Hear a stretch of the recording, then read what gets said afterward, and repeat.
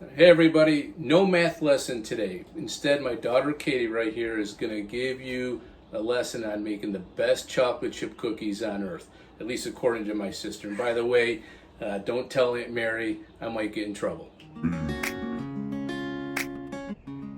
Hey guys, so first off we're going to start with a half a cup of butter, and we're just going to be mushing it so that it's like creamed together.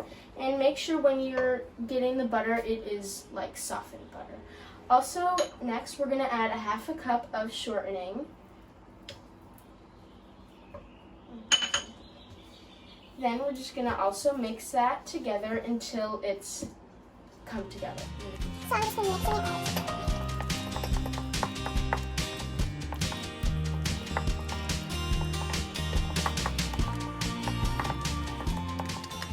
So now we're going to be adding the sugars. So we have a half a cup of white sugar and a half a cup of brown sugar. The process of combining sugar and butter, it's called creaming in the baking community.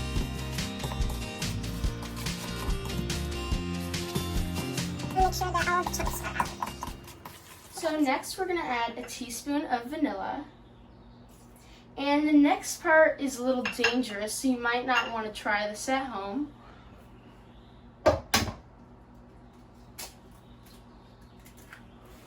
Okay, and the next one.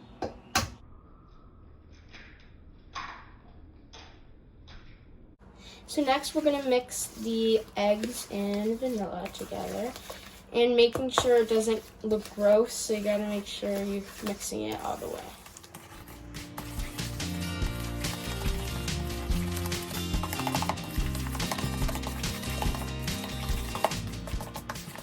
So next we're going to be adding the dry ingredients to the 2.5 cups of flour.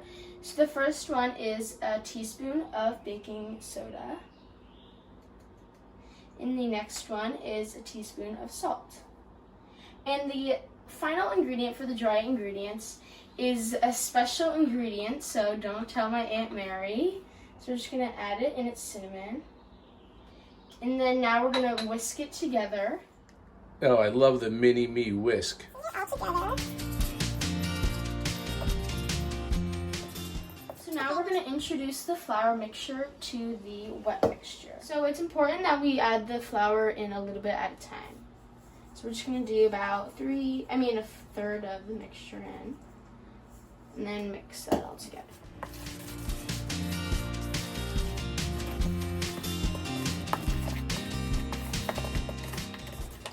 Okay, so now I'm going to add about half of the mixture that's left over, and then mix that together again.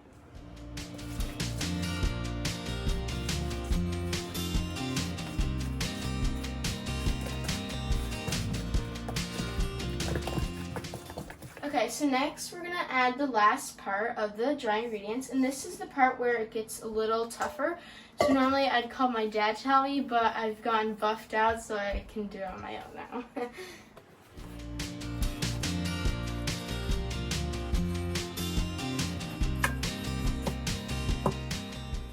Okay, so next we're going to be adding the chocolate chips, and today I'm going to be using the Ghirardelli chocolate because my Aunt Mary says there's no replacement. And normally you can add between 1 and 2 cups, but today I'm going to be adding about 1.5 cups.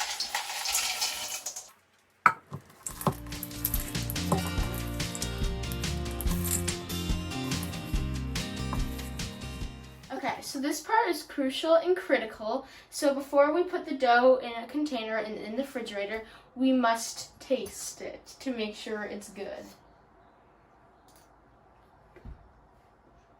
That's good. So in the Tupperware she goes. So we're just going to put all the dough in the container. So now we're going to be putting the dough in the refrigerator. So after about an hour, you're going to want to take the cookies out of the refrigerator. So next we're going to be putting on the pan, and today I'm using an air bake pan, but if you don't have one, you can use a regular pan, but you need to make sure you use wax paper. So I'm just going to be using 2 spoons and like clumping the dough together. and then putting them on the pan, just like that. Or you can use your finger. Yeah, either one's fine. Let's choose. It doesn't really matter about the size, just so that it's close.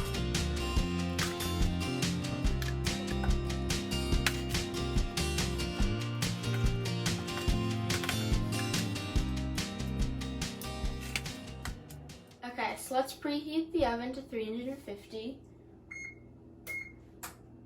And all the leftover dough can go back in the refrigerator.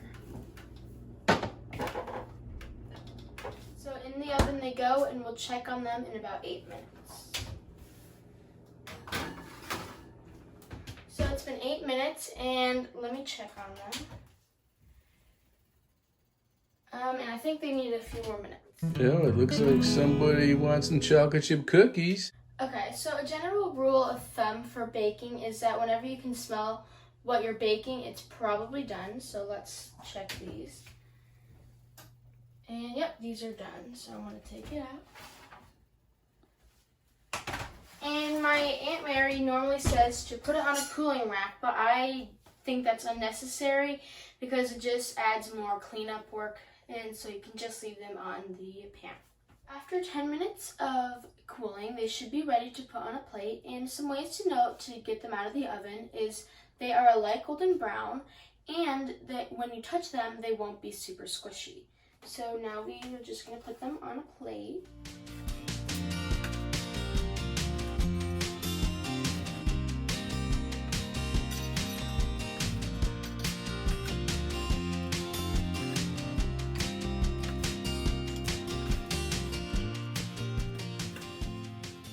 All right, now the moment we've all been waiting for. We're going to try these bad boys.